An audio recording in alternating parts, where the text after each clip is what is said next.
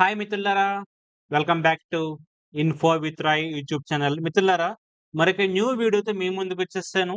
అదేంటంటే మరి 10థ్ క్లాస్ క్వాలిఫికేషన్ మీద మరి సెంట్రల్ గవర్నమెంట్‌లో ఆహ్, పేరున్న ఆర్గనైజేషన్ అదేంటంటే ఇంటెలిజెన్స్ బ్యూరో. మరి దీంట్లో మనకి security assistant are executive examination. కాబట్టి మిత్రులారా, security assistant are security executive. కాబట్టి ఈ పోస్టులకి మనకి సెంట్రల్ గవర్నమెంట్ ఆర్గనైజేషన్ ద్వారా మన నోటిఫికేషన్ ఇవ్వడం జరిగింది. కాబట్టి మీకు ఎప్పటిదాకా టైం ఉంది? దీనికి ఫీజ్ ఎంత? ఎన్ని వేకెన్సీస్ ఉన్నాయి? మన స్టేట్‌కి అర్హత ఉందా? లేదా? మరి 10థ్ క్లాస్ ఒకటే క్వాలిఫికేషన్ ఉంటే సరిపోతుందా?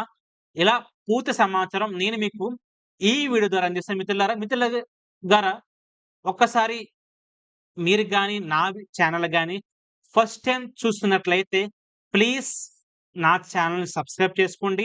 మీకు ఇలాంటి రెగ్యులర్ అప్డేట్స్ అది గవర్నమెంట్ అయినా, ప్రైవేట్ అయినా ఆర్ ఆన్‌లైన్ అడ్మిషన్స్ గురించి సంబంధించిన ఏ వీడియో అయినా వెంటనే నేను చేయడానికి ప్రయత్నిస్తాను మిత్రులారా. కాబట్టి నా ఛానెల్ గాని, మీరు గాని ఫాలో అయినట్లయితే మీకు వెంటనే ఆ యొక్క నోటిఫికేషన్స్ మీ దాకా రీచ్ అవుతాయి.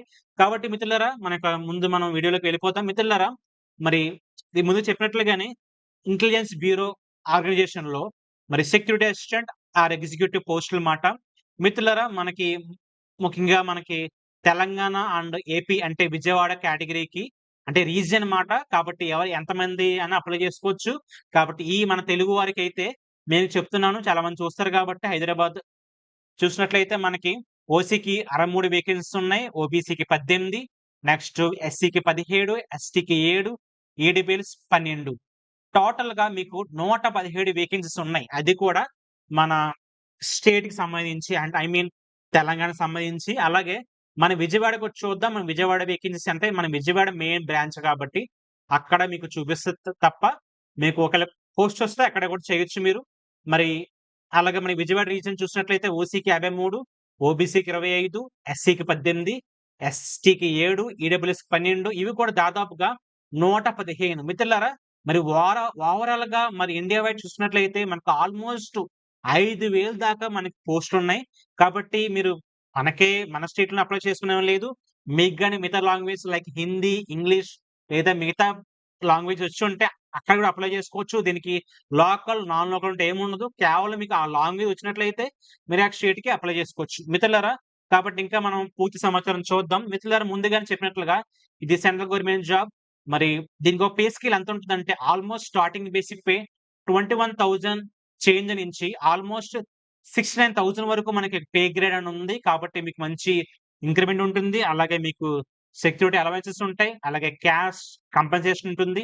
కాబట్టి మిత్రులారా, ఇది పే స్కేల్ యొక్క వివరాలు. తర్వాత ముఖ్యంగా క్వాలిఫికేషన్. కాబట్టి మిత్రులారా, ఇక్కడ చూడండి క్లియర్‌గా 10థ్ క్లాస్ పాస్ అయితే మాత్రమే చాలు. కాబట్టి చాలామంది 10థ్‌తో ఆపేస్తారు. తర్వాత పెద్దగా ఇంట్రెస్ట్ లేకపోవచ్చు లేదా వాళ్ళక ఇంట్లో ఉన్న ప్రాబ్లమ్స్ వల్ల ఆగిపోతున్నారు. అలాంటి వారికి మంచి అవకాశం ఇది. కాబట్టి 10థ్ క్లాస్ క్వాలిఫికేషన్స్‌లో ఈ మధ్యన వచ్చిన మంచి ఉద్యోగం ఇది. కాబట్టి మంచి వేకెన్సీస్ ఉన్నాయి. మీరు గాని సరైన విధంగా ప్రిపేర్ అయితే మీకు ఖచ్చితంగా మీరు జాబ్ కొట్టే అవకాశం ఉంటుంది. కాబట్టి మీరు ఖచ్చితంగా 10థ్ క్లాస్ పాస్ అయ్యి ఉండాలి. అలాగే మీకు డామిసైల్ సర్టిఫికేట్ అంటే క్యాస్ట్ సర్టిఫికేట్ మీరు చూపించాల్సి ఉంటుంది. తర్వాత మీకు మంచి నాలెడ్జ్ ఉండాలి. దేని మీద అంటే లాంగ్వేజ్. ఆ లోకల్ లాంగ్వేజ్ ఏ స్టేట్‌లో అప్లై చేస్తున్నారో ఆ స్టేట్ లోకల్ లాంగ్వేజ్ వచ్చుంటే మాత్రం మీకు ఆ స్టేట్‌కి అప్లై చేసుకోవచ్చు. మిత్రులారా, మరి మీకు ఇక ఫీల్డ్ వర్క్ అనేది ఉంటుంది. మరి ఇది డిజైరబుల్ క్వాలిఫికేషన్ మాత్రం ఎసెన్షియల్ కాదు. తర్వాత ఏజ్ చూసుకున్నట్లయితే మనకి 18-27 సంవత్సరాలు. కాబట్టి మిత్రులారా, ఎవరైతే ఏజ్‌తో ఉన్నారో వారు వెంటనే అప్లై చేసుకోవచ్చు మిత్రులారా. ఇది కేవలం ఓసీ వారికి మాత్రమే. తర్వాత మరి బీసీ వారికి +3 ఇయర్స్ ఎగ్జామ్షన్ ఉంది. అంటే మీకు ఆల్‌మోస్ట్ 30 ఇయర్స్ వరకు కూడా మీరు ఏజ్ ఉంటే దీనికి అప్లై చేసుకోవచ్చు. అలాగే ఎస్సీ, ఎస్టీ వారికి +5 ఇయర్స్ అంటే ఆల్‌మోస్ట్ మీకు 32 ఇయర్స్ వరకు కూడా మీకు ఈ పోస్ట్‌కి అప్లై చేసుకోవచ్చు. మిత్రులారా, అలాగే మీ డిజబిలిటీకి కూడా కొన్ని కేటగరీస్ ఉంటాయి. అవి కూడా మీరు ఫాలో అవ్వచ్చు. తర్వాత చూసినట్లయితే మనకి ఎగ్జామ్ ప్యాటర్న్ ఎలా ఉంటుందంటే జనరల్‌గా రెగ్యులర్ ఎగ్జామ్స్‌కి ఎలా ఉంటదో అదే ప్యాటర్న్. మరి జనరల్ అవేర్‌నెస్, క్వాంటిటేటివ్ యాప్టిట్యూడ్, తర్వాత రీజనింగు, ఇంగ్లీషు, జనరల్ స్టడీసు. ఇది టైర్ 1 అంటే లైక్ ప్రిలిమ్స్‌లో మాట.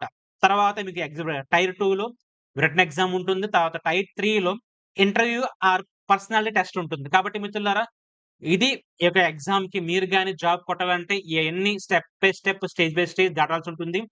కాబట్టి మీరు గాని సరైన విధంగా ప్రిపేర్ అవుతే మాత్రం మీరు ఖచ్చితంగా జాబ్ అనేది కొట్టొచ్చు.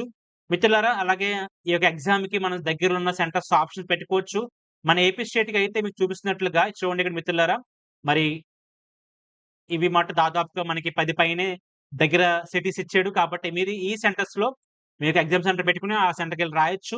తర్వాత తెలంగాణ కూడా చూసినట్లయితే మనకు ఆల్‌మోస్ట్ హైదరాబాద్, సికింద్రాబాద్, కరీంనగర్, ఖమ్మం, మహబూబ్ నగర్, వరంగల్ ఒక 5, 6 సిటీస్ కూడా వాళ్ళు ఇవ్వడం జరిగింది. కాబట్టి ఇన్ కేస్ మీరు గాని అక్కడ ఉంటే అక్కడ పెట్టుకోవచ్చు. ఎక్కడున్న ఎక్కడ పెట్టుకోవచ్చు. కాబట్టి మీ యొక్క ఎగ్జామ్ సెంటర్‌ని దగ్గరలో పెట్టుకొని దానికి కూడా మీరు అటెండ్ అవ్వచ్చు మిత్రులారా. అలాగే ఇంకా మనం పూర్తి సమాచారం చూద్దాం మిత్రులారా. మిత్రులారా దీనికి ఎప్పటిదాకా టైం ఉందంటే లాస్ట్ డేట్ మనకి ఆల్‌మోస్ట్ 19 ఆగస్ట్ కాబట్టి మిత్రులారా మనకి 3 వీక్స్ అబోవ్ టైమ్ ఉందన్నమాట. కాబట్టి అందరూ చక్కగా యుటిలైజ్ చేసుకొని ఈ టైంని చక్కగా మీరు అప్లై చేసుకోండి. మీకు గాని ఎటువంటి డౌట్స్ ఉన్నా వెంటనే ఈ వీడియో కింద కామెంట్ చేయండి మిత్రులారా. వెంటనే నేను మీకు రిప్లై ఇచ్చి రెస్పాండ్ అవుతాను మిత్రులారా. అలాగే చూద్దాం మిత్రులారా దీనికి ఏమేమి కావాలంటే రెగ్యులర్‌గా ఆహ్, అన్నిట్లికి అడిగేలాగే మీకు క్వాలిఫికేషన్ డీటెయిల్స్, తర్వాత ఆధార్ కార్డు, నెక్స్ట్ ఫోటో కావాల్సుంటుంది. తర్వాత సైన్ కావాల్సుంటుంది. మిత్రులారా కాబట్టి మీరు 10థ్ క్లాస్ పాస్ అయినట్టు గవర్నమెంట్‌కి ప్రూఫ్ చూపించాల్సుంటుంది. అది సమాచారం. తర్వాత మనం క్లియర్‌గా చూద్దాం దీనికి ఫీజు ఎంతుంది అంటే, మిత్రులారా దీనికి ఫీజయితే కొంచెం పర్లేదు. మిగతా బ్యాంక్ జాబ్స్‌తో పోలిస్తే కొంచెం పర్లేదు. మరి ఆల్ క్యాండిడేట్స్ ఎవరైతే క్యాండిడేట్స్ ఉన్నారో వారందరికి కూడా రిక్రూట్‌మెంట్ ప్రాసెస్ చార్జెస్ ఆల్‌మోస్ట్ రూ. 550 ఉన్నాయి.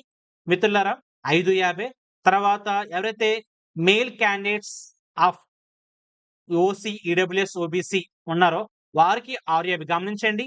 ఈ 550 ఎవరికంటే ఎవరైతే ఎస్సీ, ఎస్టీ క్యాండిడేట్స్ ఉన్నారో వారికి 550 మరి వారికి రూ. 100 అనేది ఎగ్జామ్షన్ ఉంటుంది. అలాగే మిగతా వారు ఎవరైతే దాంతో పాటుగా 550 అనేది లేడీస్ కూడా లేడీస్‌కి plus SC, ST gents candidates కూడా ఈ 550 ఫీజ్ మాత్రమే. తర్వాత ఎవరైతే మేల్ క్యాండిడేట్స్ ఉన్నారో ఓబీసీ ఆహ్, ఓసీ, ఈడబ్ల్యూఎస్ క్యాండిడేట్స్ ఉన్నారో వారందరికి కూడా ఫీజు 650 కాబట్టి వారికి వీరికి రూ. 100 డిఫరెన్స్ ఉంది. కాబట్టి మిత్రులారా ఇది ఫీజు యొక్క వివరాలు. కాబట్టి మిత్రులారా గమనించండి. ఇది పూర్తి సమాచారం. కాబట్టి మీరు డైరెక్ట్‌గా వెబ్‌సైట్‌లోకి వెళ్ళిపోవచ్చు. మీకు ఈ వెబ్‌సైట్ లింక్ నేను క్రింద ఇస్తాను. కాబట్టి ఆ లింక్ ద్వారా డైరెక్ట్‌గా మీరు అప్లై చేసుకోవచ్చు మిత్రులారా.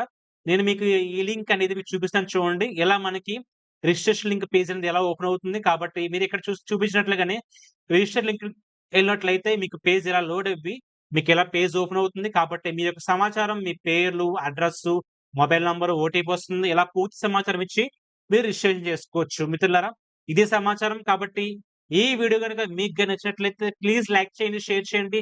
ఇలాంటి వీడియోస్ మరెన్నో చేయాలంటే సబ్స్క్రైబ్ చేయండి. Thank you.